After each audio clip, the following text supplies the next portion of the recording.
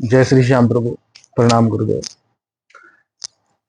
जैसा कि आजकल सोशल मीडिया के माध्यम से अलग अलग वास्तुशास्त्री अपने अपने विचारों के हिसाब से वास्तु का एक अलग अलग तरीके से मत रखते हैं, और जिसकी वजह से जनता में या जनमानस में वास्तु के लिहाज से अलग अलग भ्रांतियां फैल रही है। तो मैं आपसे जानना चाहूँगा कि एक्चुअल में वास्तु का हमारे जीवन में क्या महत्व है, और वास्तु का हमारे जीवन पे क्या प्रभाव पड़ता है, और किस तरह से हम इसको ठीक कर सकते हैं, और क्या क्या इसके उपाय हैं। जय श्री श्याम प्रभु। जैसा कि आपका प्रश्न है, वास्तु क्या है और वास्तु से संबंधित जो हमारे मन में अनेक प्रकार के भ्रम जो हैं, इस विषय पे सबसे पहले तो हमें हमारे शास्त्रों पर पूर्ण विश्वास करना होता है। जी। जो हमारे सनातन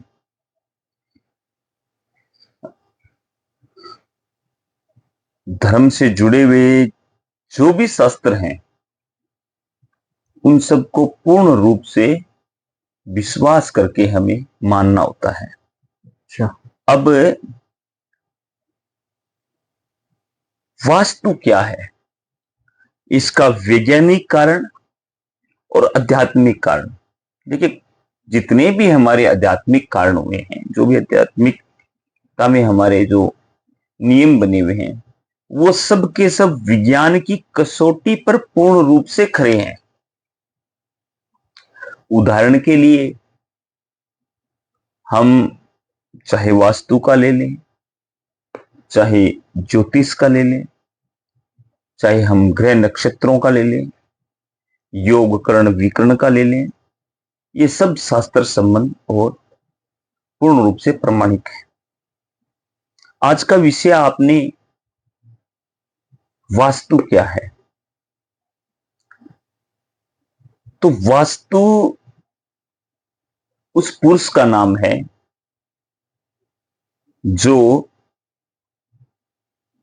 एक इस भूमंडल के अंदर, इस संपूर्ण भूमंडल के अंदर वो पुरुष पूर्ण रूप से सोया हुआ है। अच्छा। अब भूमंडल का आकार तो वृहद है, और इस भूमंडल पर अनेक स्थानों पे इस भूमंडल के अलग अलग खंड बने हुए हैं। और जैसा कि एक भूखंड का एक भाग वही वास्तु है, जैसे समुद्र एक पूर्ण रूप से जल का स्रोत है। हाँ जी। वो जल है, जल का एक भाग है बड़ा जी। लेकिन एक बूंद जो जल की है उसको भी हम जल ही कहेंगे। सही है। अब इसी उदाहरण से हमें समझना है कि इस संपूर्ण भूमंडल पे प्रत्येक अणु के अंदर, और प्रत्येक अणु से परमाणु, और प्रत्येक परमाणु की अपनी एक ऊर्जा जो है, वो ऊर्जा का जो स्थापन्य है इस भूमंडल में, वो सारा का सारा वास्तु पुरुष से ही है। अब जैसे मान लीजिए, आपने समझने के लिए, आपके पास में कोई एक भूखंड है, चाहे उस स्थान पे आप अपना निवास बना रखा है, ठीक है, चाहे आप उस स्थान पे अपना व्यवसाय के लिए कोई गतिविधियां कर रहे हैं, ठीक है, चाहे उस स्थान पे आपने कोई मंदिर बना रखा है, चाहे उस स्थान पे के पूरा गांव बसा रखा है, चाहे आप उस स्थान पे आपने पूरे राज्य को बसा रखा है, चाहे उस स्थान पे पूरे देश को बसा रखा है। तो जितना आधिपत्य जिस इंसान के साथ में उस भूखंड का है, जैसे आपका घर निवास जो है, उस निवास पर आधिपत्य आपका है। हाँ जी। तो आपके लिए जितना वो भूखंड है, जैसे मान लीजिए आपके पास में 60/80 का एक प्लॉट है, तो जो प्लॉट आपके आधिपत्य में जितना आ रहा है वो एक वास्तु पुरुष आप पर उसकी जो एनर्जी लेवल है, उसका जो ऊर्जा का स्रोत है, उसमें ऊर्जा नेगेटिव भी है और पॉजिटिव भी है, वो आप पर उसका इफेक्ट रहेगा। वैसे ही अगर एक राज्य की बात करें और वैसे ही एक देश की बात करें, तो समझने के लिए आप समझ लीजिए कि वास्तु पुरुष विराट है और उसके जैसे प्रत्येक हिस्से को अगर कोई एक आधिपत्य के रूप में उस पर अपना निवास कर रहा है, अपना व्यवसाय कर रहा है, तो उसके लिए वो वास्तु माना जाता है। वास्तु पुरुष की पौराणिक ग्रंथों में हमें अनेक प्रकार के इसके उदाहरण मिलते हैं, लेकिन ये वास्तु पुरुष भगवान शंकर के रुद्र का ही एक स्वेज बोलते हैं पसीना को, और इसी स्वेज से उत्पन्न हुआ एक विराट पुरुष है जो संपूर्ण इस भूमंडल पे विराजमान है। और इस वास्तु पुरुष को, चूंकि इस भूमंडल के अंदर देवों को, दानवों को, असुरों को और यहां तक कि पंच तत्वों को, इन सब को अलग अलग अपने अपने कार्य का भार मिला हुआ है प्रकृति के द्वारा। तो एक वास्तु पुरुष के अंदर जो एक भूखंड जैसे आपका, और वो एक आपका वास्तु पुरुष हुआ, उस वास्तु पुरुष में 81 प्रकार के देवता और असुर वास करते हैं। उसमें 45 तो देवता हैं, देवता यानी सात्विक ऊर्जा देने वाले, और असुर यानी नकारात्मक ऊर्जा देने वाले। तो इसमें 36 जो असुर हैं वही इसी वास्तु पुरुष पे स्थान है। इसलिए हमारा जो भूखंड है, चाहे वो आयताकार है, वर्गाकार है, चाहे त्रिभुजाकार है, जैसा भी हमारा भूखंड है, उस भूखंड के अंदर 81 के 81 पद होंगे। वो प्रत्येक पद पे देवता और असुर विराजमान है। अच्छा, अब हम इसको थोड़ा और विस्तृत समझने का प्रयास करते हैं। चूंकि वास्तुशास्त्र एक बहुत वृद्ध और प्रमाणिक शास्त्र है, और इसको मानना और समझना बहुत ही जरूरी है। जो इंसान ये सोचता है कि हम मंदिर के अंदर जाते हैं, तो मंदिर के अंदर आप गए और उस मंदिर में हमें पॉजिटिव जो ऊर्जा मिलती है, हमारे थॉट्स, हमारे विचार, हमारे मन के भाव, भगवान के साथ में जो हमारी एक ऊर्जा का एक भाव जो जुड़ता है, वो ऊर्जा का जो भाव है, वो वहां के जो प्रतिष्ठापित देव हैं उनको सकारात्मक ऊर्जाएं मिलती हैं वास्तु पुरुष के, और वहां के जो आसुर्य जो नकारात्मक ऊर्जाएं उनको एक पेट किया जाता है। इसलिए हम जब जाते हैं मंदिर में तो हमें शांति, एक ऊर्जा का अलग हमें आभास होने लगता है। ठीक वैसे ही जैसे हमारा घर है, तो हमारे घर के अंदर भी यही बात है। अब वास्तु पुरुष को समझने के लिए हमें थोड़ा सा इसके पीछे जो प्रकृति है उसको समझना होगा। हम सब जानते हैं कि हमारा ये संपूर्ण भूमंडल, ये संपूर्ण प्रकृति के अंदर रहने वाले प्रत्येक जीव, जंतु, नभचर, जो भी प्राणी मात्र हैं, चाहे वह मानव हैं, चाहे वह कोई अन्य पशु पक्षी हैं, उन सबको पंच तत्वों की ही शक्ति से उनका शरीर चल रहा है। ठीक है। अब पंच तत्वों के अंदर सबसे पहले पृथ्वी एक तत्व है। आकाश, जल, अग्नि और वायु, ये पांचों तत्व हैं।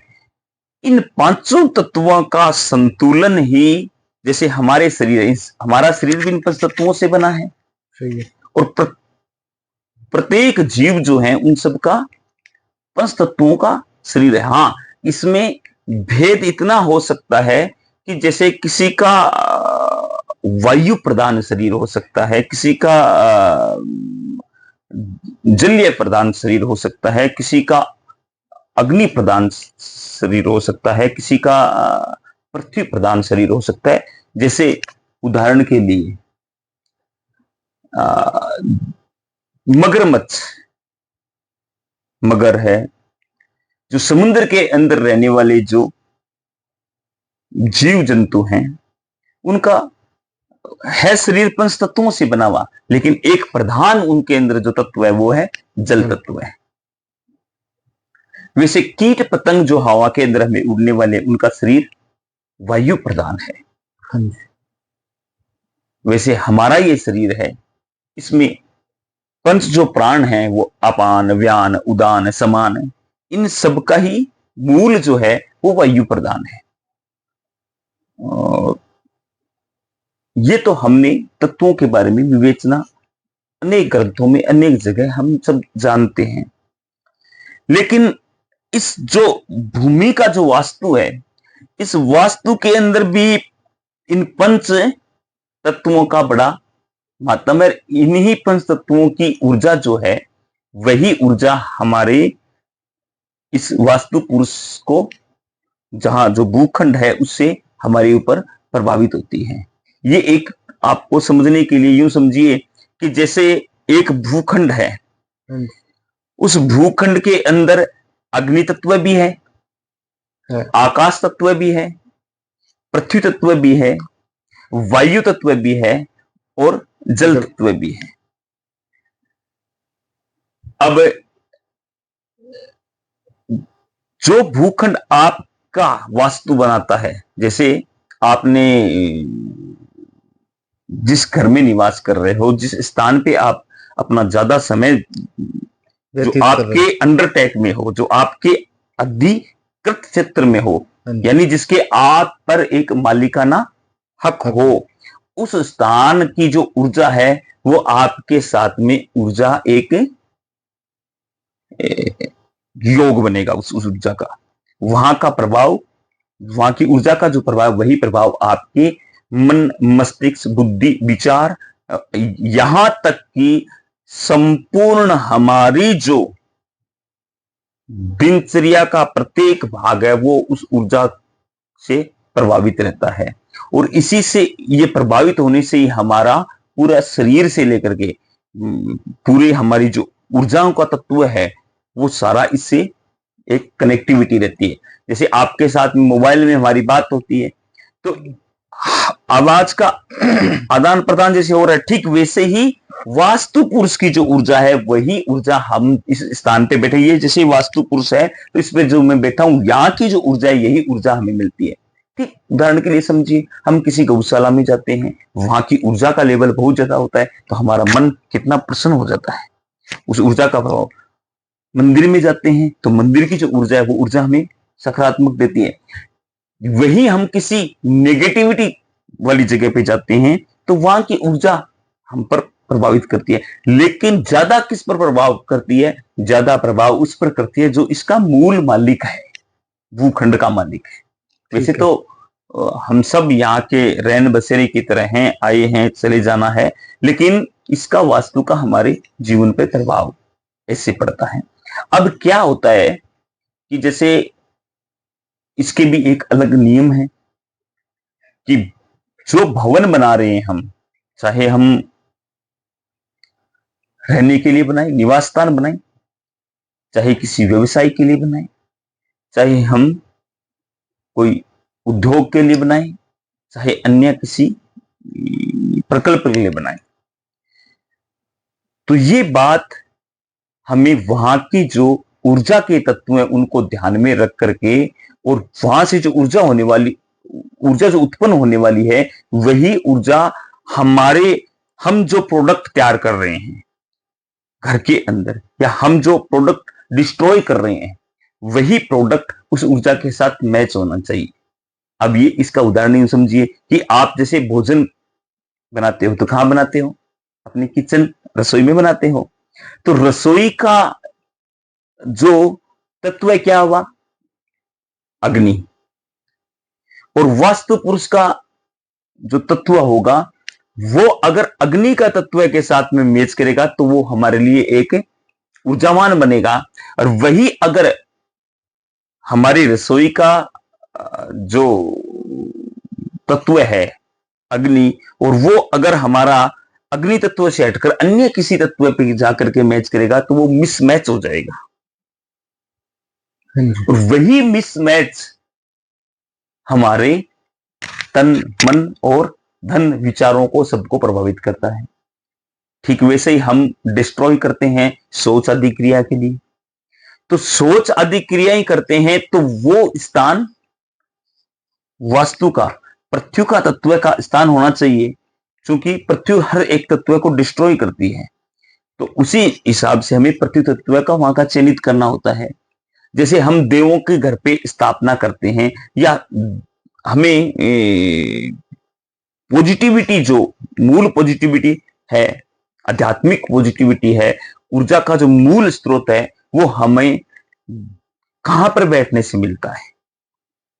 यानी ऊर्जा का वास्तु पुरुष में जो ईशान दिशा है, यानी उत्तर और पूर्व की जो मध्य की जो दिशा है ईशान, वो दिशा एक ईशान दिशा कहते हैं इसे। और इस ईशान दिशा में अगर हम पूजा पाठ का स्थान करें, ध्यान योग साधना में हम लगे, तो वहां की ऊर्जा हमें, और हमारी जो ऊर्जा है वो कनेक्टिविटी होने से हमें ऊर्जा प्राप्त होगी। अगर जैसे ईशान है और ईशान दिशा के अंदर हमें देव स्थान, जैसे मान लीजिए उदाहरण के लिए देव स्थान है, वो हमारे मन मस्तिष्क बुद्धि विचार सबको वो ऊर्जावान करने वाला स्थान है। उस स्थान पर अगर हमने शौचालय बना दिया तो उससे क्या होगा? हमारे जो विचार हैं, हमारा जो तन मन धन का जो व्यवहार है, वो सारा अनबैलेंस्ड हो जाएगा। और उस अनबैलेंस से क्या होगा कि हमारे जीवन के अंदर वही प्रभाव आएगा। ठीक वैसे वायव्य कोण है, तो वायव्य कोण के अंदर खुली हवा, जिसे हम ब्रेथ श्वास ले रहे हैं, पांचों प्राणों को हम ऊर्जावान रखते हैं, तो वह तत्व है वायु तत्व है। अच्छा। वायु तत्व नहीं, वायव्य कोण के अंदर। तो उस वायव्य कोण को अगर हमने प्रभावित कर दिया, अगर हम वायव्य कोण को वायव्य कोण की दृष्टि से हमने निर्माण किया, तब तक तो वो ठीक है। अगर उसको हमने चेंज आउट कर दिया तो फिर वो ही वायु तत्व, हमारा पूरी शरीर का वायु तत्व बिगड़ जाएगा। ठीक वैसे पृथ्वी तत्व है और आकाश तत्व है, यानी घर की चारों दिशाओं का मुख्य जो केंद्र बिंदु है वही वायु तत्व है। ये तत्वों की हमने विवेचना कर ली। अब हमें करना क्या होता है?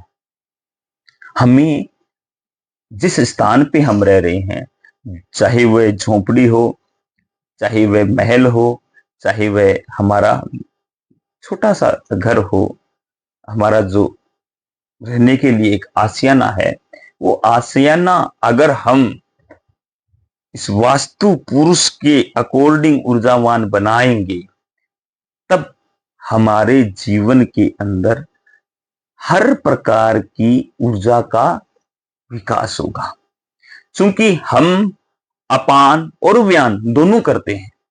जैसे मान लीजिए आपने भोजन किया, लेकिन भोजन किया तो आप सोच भी जाओगे। सही आपने जल पिया तो आप मूत्र भी विसर्जन करोगे। करेंगे। आप यानी प्रत्येक क्रियाएं जो हो रही हैं उसकी विपरीत प्रतिक्रियाएं भी होंगी। आप उठ रहे हो तो आप सोओगे भी। सही है। ठीक वैसे ही इन जो 81 जो पद हैं हमारे वास्तु के, उसमें जो 45 देव हैं, उन देवों में भी अलग अलग ऊर्जाएं पैदा करने वाले देव हैं। जैसे उदाहरण के लिए मैं आज आपको इतना समझा दूं कि मुख्यतः हमारे 10 दिशाएं हम मानते हैं। अच्छा। 4 मुख्य दिशाएं हो गई, पूर्व, पश्चिम, उत्तर और दक्षिण। ठीक है। ये 4 दिशाएं होंगी। अब 4 दिशाओं के बीच का जो मध्य जो भाग है, अच्छा। जैसे उत्तर और पूर्व, उत्तर और पूर्व के बीच की जो मध्य की जो दिशा है वो ईशान दिशा होगी। ठीक है। पूर्व और दक्षिण के बीच की मध्य की जो दिशा बनेगी वो आग्नेय दिशा बनेगी। दक्षिण और पश्चिम के मध्य की दिशा बनेगी वो नैऋत्य दिशा बनेगी। पश्चिम और उत्तर के बीच की जो दिशा बनेगी वो वायव्य दिशा बनेगी। यानी 4 तो मुख्य दिशाएं, 4 उनकी सहायक दिशाएं, और एक ऊर्ध्वमुखी और एक धरती का भूमंडल भाग, अच्छा। और एक ऊर्ध्वमुखी यानी आकाश तत्व है। धरती और आकाश और अष्ट दिशाएं, ये मिलकर के 10 दिशाएं होंगी। अब इन 10 दिशाओं में 10 दिक्पालों का हमने नाम सुना। जैसे इंद्र, ये भी दिक्पाल है। हमने लोकपालों का नाम सुना, ये भी वास्तु पुरुष से प्रभावित हैं। हमने देवों का सुना, जैसे देव में कुबेर, यक्ष जो कुबेर हैं, गंधर्व हैं, किन्नर हैं, ये सब इस वास्तु पुरुष के अंदर विराजमान हैं। अब आज के लिए मैं आपको एक अलग अलग दिशाओं के ऊपर अलग अलग स्थानों का हम इस पर विस्तृत चर्चा करेंगे। लेकिन आज मैं आपको इतना कहूंगा कि अगर आपके जीवन के अंदर किसी भी प्रकार से आप खूब पुरुषार्थ कर रहे हो और निरंतर प्रयास कर रहे हो, इसके बावजूद आपके शारीरिक परेशानियां जैसे बीमारियों उनसे ग्रसित रहते हो, आप आर्थिक रूप से संपन्न नहीं हो रहे हो, सामाजिक दृष्टिकोण से आप एक अच्छे नेचर के इंसान होते हुए भी आप सामाजिक स्थापन्य प्रतिष्ठा नहीं कर पा रहे हो, तो हम जो आज ये जो प्रथा चला रखी है किसी सियाने सपाटे या किसी अन्यों के ये जो चक्रों में पढ़ करके हम वो दिखाते हैं, वो करते हैं। देखिए, मैं किसी का विरोध नहीं करता, लेकिन मैं इतना मानता हूं ये समस्त सृष्टि जो है ना, ये प्रभु की बहुत सुंदर रचना है और इसमें प्रत्येक जीव को अपने अपने कर्म करने का अधिकार है। लेकिन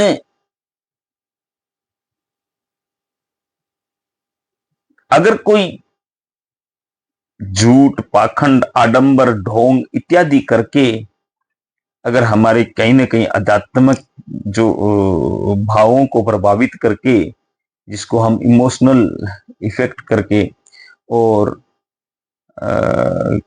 किसी धन संपदा कमाने के उद्देश्य से या किसी अन्य गतिविधियों को पूर्ण करने के उद्देश्य से कोई इंसान हमें भ्रम पथ में डाल करके और हमारे से किसी न किसी प्रकार की ये लूट हो रही है, उसके मुझे